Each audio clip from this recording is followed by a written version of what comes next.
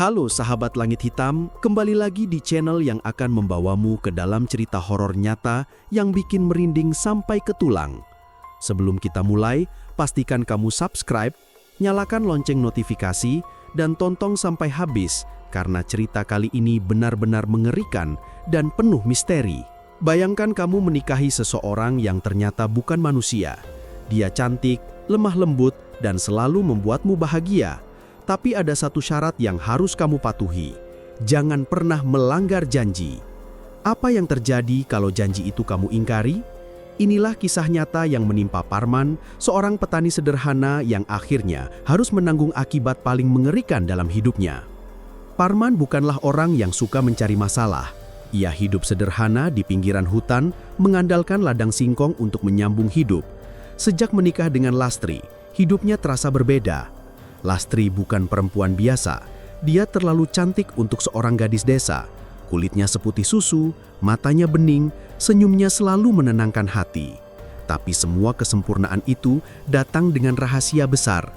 Lastri adalah orang bunian. Parman tahu ini sejak malam pertama pernikahan mereka. Lastri mengaku dengan suara bergetar bahwa dia bukan manusia sepenuhnya. Dia berasal dari dunia yang berbeda. Dunia yang tak terlihat oleh mata manusia biasa. Saat itu Parman hanya bisa terdiam antara percaya dan tidak. Tapi karena sudah terlanjur jatuh cinta, ia menerima semua apa adanya. Namun ada syarat yang harus ia patuhi. Jangan pernah mengajak Lastri kembali ke kampung asalnya. Dan jangan bercerita kepada siapapun tentang identitasnya. Selama bertahun-tahun, Parman memegang teguh janji itu. Mereka hidup rukun di rumah panggung kecil, jauh dari keramaian. Lastri selalu membantu Parman di ladang, meski sesekali ia menghilang tanpa kabar. Parman tidak pernah bertanya kemana istrinya pergi, karena ia ingat pesan Lastri. "Jangan pernah ikuti aku kalau aku menghilang." Kata-kata itu selalu terngiang di telinganya. Tapi sejak beberapa bulan terakhir, Parman mulai merasa gelisah.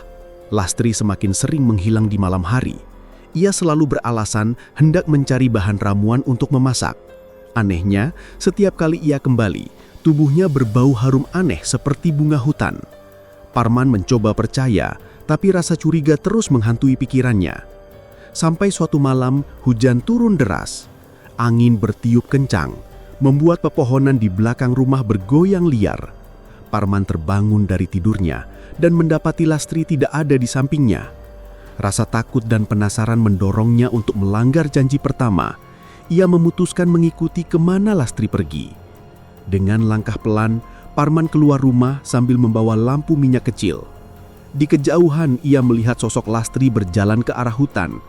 Gaunnya berwarna putih kehijauan, berkibar tertiup angin, dan seolah memancarkan cahaya samar. Hati Parman berdegup kencang. Ia mengikuti dari jauh, berusaha tidak mengeluarkan suara.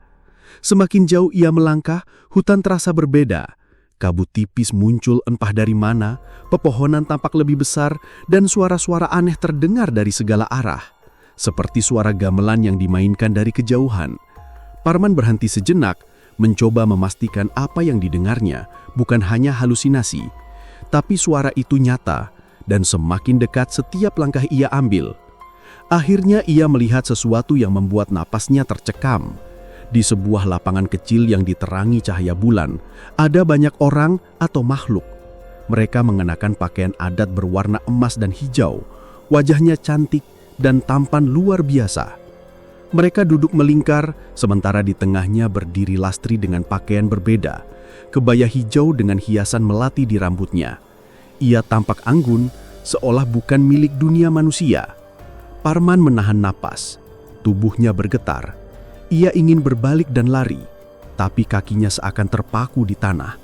Saat itu ia sadar, ia sudah melanggar janji, dan sesuatu yang mengerikan akan segera terjadi. Hutan malam itu seperti dunia lain.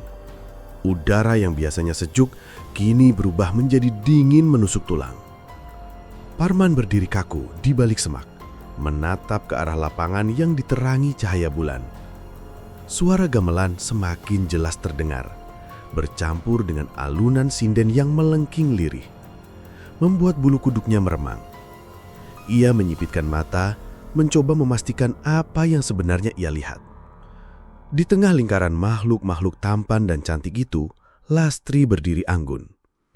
Ia mengenakan kebaya hijau keemasan, lengkap dengan sanggul berhias bunga melati. Cahaya aneh berwarna hijau samar memancar dari sekitarnya, membuat suasana semakin mistis. Parman tidak pernah melihat istrinya secantik ini. Namun, di balik keindahan itu, ada sesuatu yang membuatnya takut. Wajah Lastri tampak berbeda. Matanya bercahaya, senyumnya bukan lagi senyum yang ia kenal.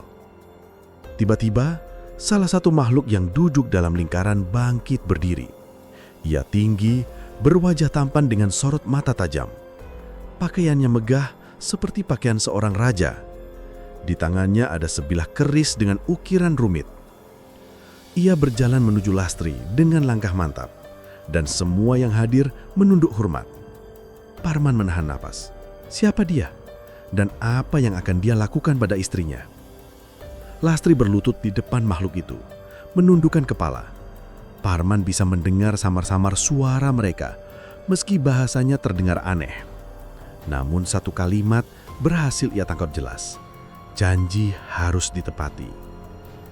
Kata-kata itu membuat darah Parman berdesir. Janji apa yang mereka maksud? Apakah ini berkaitan dengan janji yang Lastri buat dengannya dulu? Parman melangkah setapak lebih dekat, berusaha tidak menginjak ranting atau dedaunan kering. Namun tanah basah membuat langkahnya licin. Ia hampir terjatuh, tapi berhasil menahan diri dengan menahan nafas. Sayangnya, suara kecil dari ranting yang patah membuat beberapa kepala menoleh. Parman segera tiarap, menempelkan tubuhnya ke tanah berharap tidak terlihat. Detik itu, ia merasakan udara di sekitarnya berubah. Hening, tidak ada lagi suara gamelan, tidak ada lagi sinden yang terdengar. Hanya desiran angin yang terdengar, seperti bisikan ribuan mulut tak terlihat. Perlahan, Parman menoleh ke depan.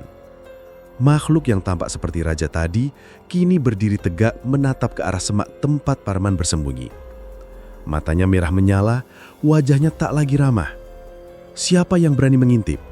Suara itu menggelegar meski terdengar lirih seperti datang dari dasar bumi. Semua yang ada di sana menoleh serentak. Parman panik. Ia ingin lari, tapi kakinya terasa berat seperti tertanam di tanah. Tubuhnya bergemetar hebat, keringat dingin membasahi seluruh punggungnya. Tiba-tiba, Lastri mendungak. Tatapan matanya bertemu dengan mata Parman. Seketika itu juga wajahnya berubah pucat pasi. "Parman," gumamnya lirih, namun cukup jelas untuk membuat Parman semakin takut. Ia tahu Lastri tidak ingin ia ada di sini. Ia telah melanggar janji, dan sekarang semuanya terlambat. Makhluk yang disebut raja itu mengangkat tangannya. Seketika, Parman merasa tubuhnya terangkat tanpa ia bisa menggerakkan satupun ototnya. Ia melayang keluar dari semak, mengambung di udara seperti boneka tak bernyawa. Mata para makhluk itu menatapnya dengan tajam, sebagian tersenyum sinis, sebagian lain mengeluarkan bisikan-bisikan aneh yang membuat kepala Parman berdenyut sakit. Parman ingin berteriak, tapi suaranya tak keluar, lidahnya keluh, mulutnya terkunci. Ia hanya bisa menatap Lastri dengan tatapan memohon. Namun, Lastri berdiri kaku, air matanya mengalir deras. Ia tahu apa yang akan terjadi dan ia tak bisa menghentikannya. Makhluk Raja Bunian itu menurunkan tangannya, dan Parman jatuh keras ke tanah. Tubuhnya menghantam tanah basah dengan suara berdebuk. Saat mencoba bangkit, tiba-tiba tanah di sekelilingnya bergetar. Dari celah-celah tanah muncul akar-akar pohon yang hidup, merambat seperti ular dan melilit tubuh Parman. Ia berusaha meronta, tapi akar-akar itu semakin kuat menahan, hingga seluruh tubuhnya terikat.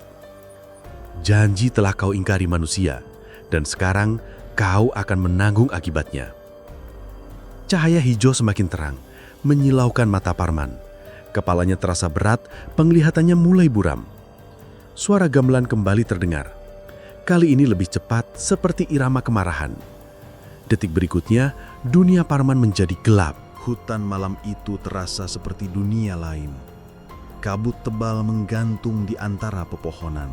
memantulkan cahaya hijau yang keluar dari tubuh warga Bunian.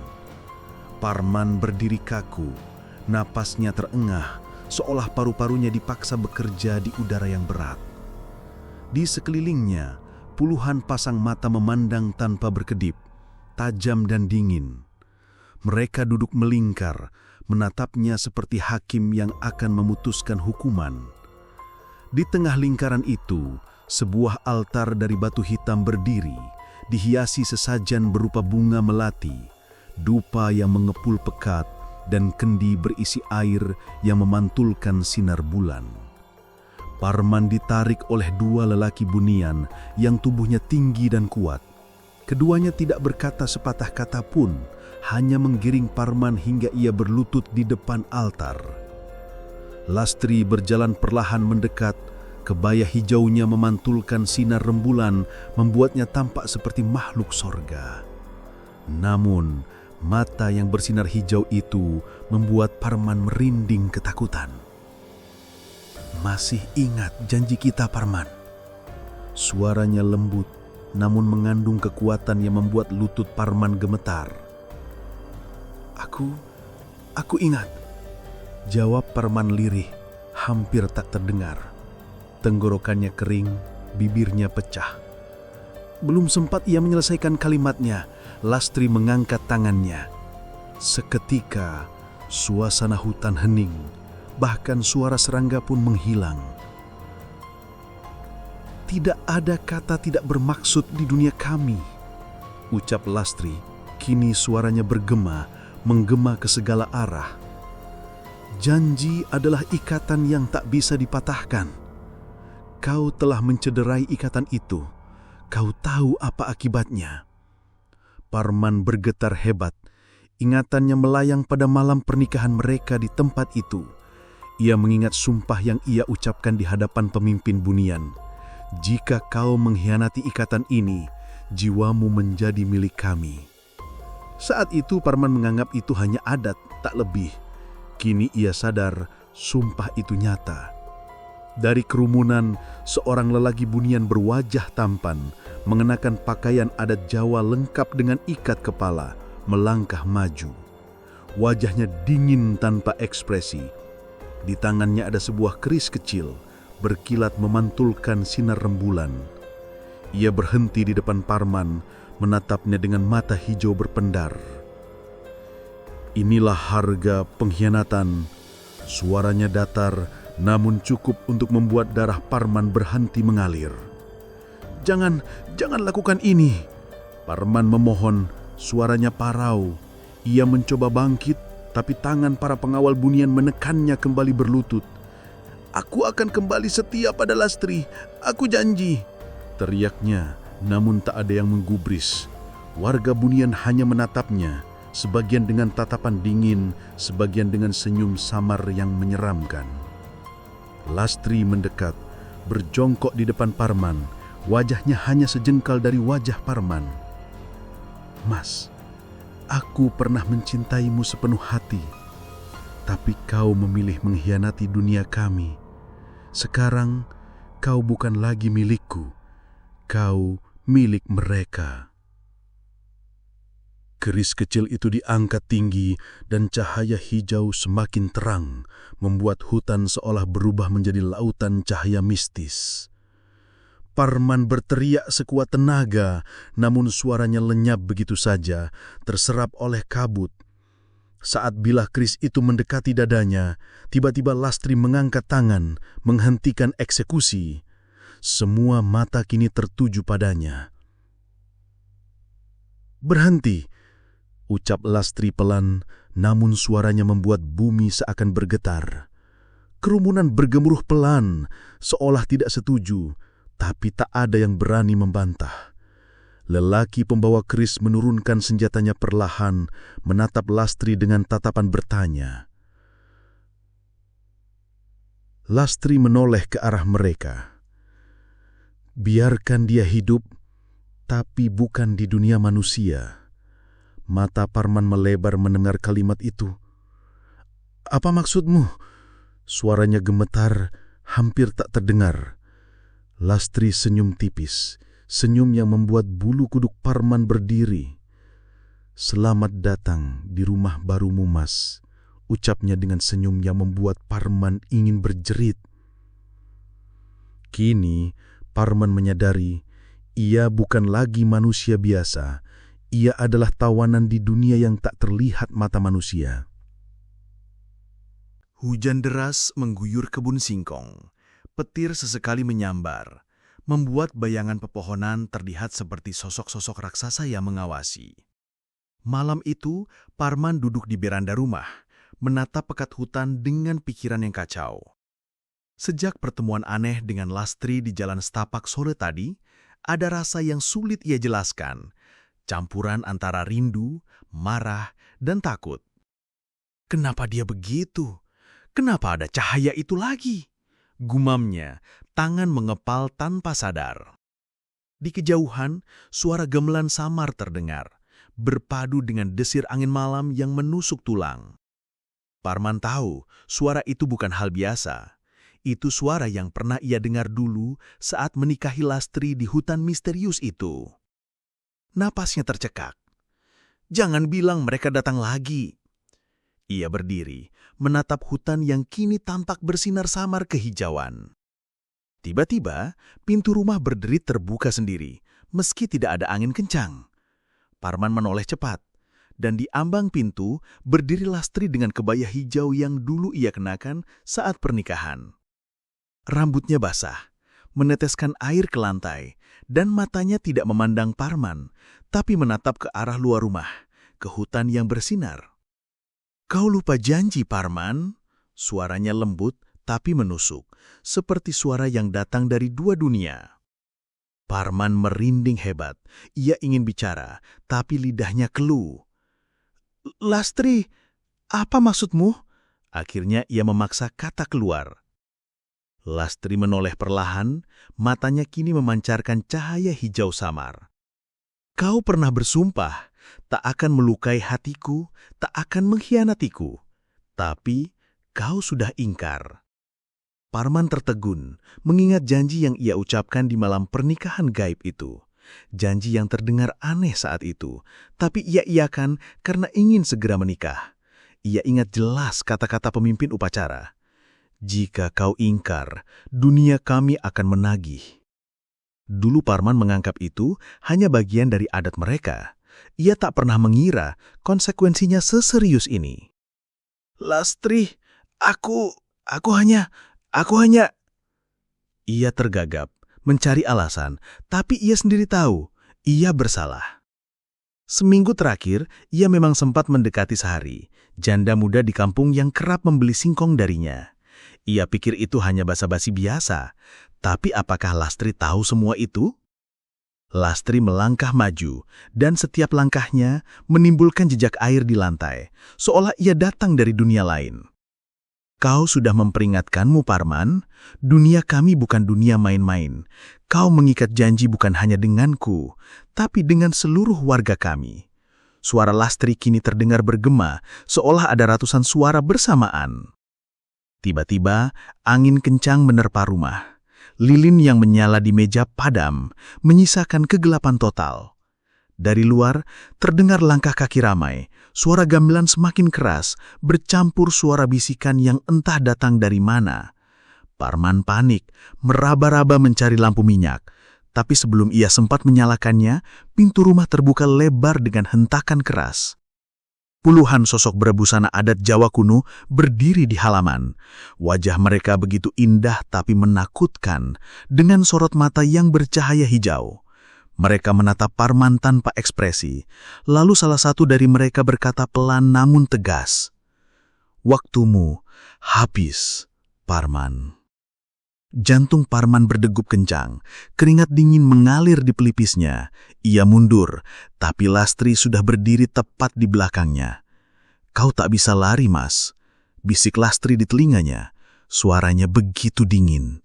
Mereka datang bukan untuk bicara. Mereka datang untuk menuntut janji.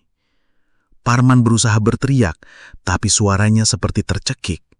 Tiba-tiba, ia merasa tubuhnya ringan, lantai rumah seperti lenyap di bawah kakinya. Pandangan matanya berputar dan dalam sekejap ia sudah berada di hutan gelap dikelilingi cahaya hijau yang berpendar di antara pepohonan. Wajah-wajah warga Bunian kini semakin dekat dan Parman tahu ini bukan mimpi. Ini awal dari hukuman. Di kejauhan suara gamelan berubah menjadi irama aneh, seolah mengiringi ritual. Aroma kemenyan menusuk hidungnya. Lastri kini berdiri di depannya, tersenyum samar. Tapi, senyum itu membuat darah Parman terasa membeku. Malam ini, kau akan mengerti arti janji, ucapnya sebelum kegelapan menelan semuanya. Parman berdiri kaku di jalan berlapis batu putih yang mengarah ke sebuah gapura besar. Gapura itu berornamen emas dengan ukiran naga dan bunga melati yang berkilauan diterpa cahaya rembulan abadi. Hawa di sekelilingnya aneh, dingin, tapi membuat tubuhnya terasa ringan, seolah gravitasi tak lagi berlaku. Warga Bunian berlalu lalang dengan wajah tanpa ekspresi, namun mata mereka selalu mengawasinya. Ia mencoba menoleh ke belakang, berharap menemukan jalan keluar. Namun yang terlihat hanyalah hutan hijau pekat yang seolah tak berujung, diselimuti kabut. Di kejauhan, suara gamelan mengalun pelan, seperti nyanyian ruh yang memanggil. Napas Parman tersengal, keringat membasahi tubuhnya meski udara tak panas. Ia sadar, ia bukan lagi di dunia manusia. Lastri berjalan di sampingnya dengan langkah anggun. Kebaya hijau keemasan yang ia kenakan berkilauan seperti daun yang basah diterpa sinar bulan. Rambutnya kini ditata rumit, dihiasi melati dan perhiasan emas. Namun senyumnya yang dulu hangat kini dingin, penuh kekuasaan. Mulai sekarang, inilah duniamu, Mas. Ucapnya pelan, namun dengan nada yang tak bisa dibantah. Aku tidak bisa tinggal di sini, Lastri. Parman memohon. Suaranya bergetar. Aku punya keluarga, aku punya hidup di luar sana. Ia melangkah mundur, mencoba menjauh. Namun seolah tanah itu menolak langkahnya. Setiap kali ia mencoba melangkah ke arah hutan, jalan yang ia tempuh selalu kembali ke gapura. Lastri menoleh kepadanya dengan tatapan menusuk. Kau pikir kau bisa kembali setelah melanggar janji? Suaranya seperti bisikan ribuan ruh. Kau sudah menjadi bagian dari dunia ini, Mas. Dunia manusia sudah menutup pintunya untukmu. Parman merasakan lututnya lemas. Ia berusaha menahan air mata, tapi rasa takut menelannya bulat-bulat. Ia berlari ke arah hutan, menembus pepohonan berkabut, berlari tanpa henti. Namun setiap kali ia menoleh, gapura itu selalu ada di belakangnya. Seolah-olah ia tak pernah bergerak. Napasnya terputus-putus, tubuhnya gemetar, hingga akhirnya ia terjatuh di tanah yang dingin. Saat ia bangun, Lastri berdiri di sampingnya, ditemani beberapa lelaki Bunian berpakaian adat. Mereka mengangkat Parman dan membawanya ke sebuah pendopo megah di tengah kampung Bunian. Pendopo itu diterangi lampu minyak berukir emas dengan tirai sutra hijau dan gamelan yang terus berbunyi pelan. Parman dijatuhkan di hadapan seorang pria tinggi berwajah tampan, mengenakan mahkota emas dengan ukiran naga. Sorot matanya tajam dan berpendar hijau. Dialah Raja Bunian, pemimpin dunia ini. Suaranya berat, bergema ke seluruh pendopo ketika ia berbicara. Manusia yang mengkhianati ikatan tidak akan pernah kembali. Ampuni aku mohon. Parman merangkak, mencium lantai. Suaranya parau. Raja Bunian berdiri dari singhasananya, kain emas yang ia kenakan berkibar lembut. Dan kau akan melakukan apa saja, ucapnya dingin. Mulai hari ini, kau menjadi pelayan kami. Kau akan bekerja di sini, melayani kami, hingga dunia musnah. Tubuh Parman bergetar hebat. Ia ingin menolak, tapi lidahnya keluh. Ia menatap Lastri mengharap ada belas kasih. Namun wanita yang pernah ia cintai itu hanya menatapnya dengan senyum samar. Senyum yang dulu membuatnya jatuh hati, kini berubah menjadi senyum kematian. Dua lelaki Bunian menarik Parman, membawanya ke sebuah bangunan besar di belakang pendopo. Di sana, ia melihat puluhan manusia lain, Dengan mata kosong, tubuh mereka bergerak seperti boneka. Mereka adalah manusia yang pernah melanggar janji, yang kini menjadi budak dunia bunian. Jeritan Parman menggema, namun tak ada yang peduli. Malam itu Parman ditempatkan di sebuah kamar gelap dengan lantai batu dingin. Ia duduk di sudut ruangan, memeluk lututnya, menangis tanpa suara. Dari jendela kecil, ia melihat langit yang tak pernah berubah. Selalu temaram, selalu diselimuti kabut hijau. Tak ada satupun matahari, tak ada pagi. Hanya malam yang abadi. Dalam hatinya ia tahu, ia tidak akan pernah kembali. Janjinya yang ia langgar telah mengikatnya di dunia yang tak bisa dilihat manusia. Dan di kejauhan, suara Lastri berbisik, entah dari mana asalnya. Kau milikku selamanya. Sejak hari itu, tak ada lagi yang pernah melihat Parman. Di desanya ia hanya menjadi cerita misteri tentang petani yang hilang tanpa jejak. Namun di dunia bunian, ia hanyalah satu dari sekian banyak jiwa yang tak pernah bisa pulang.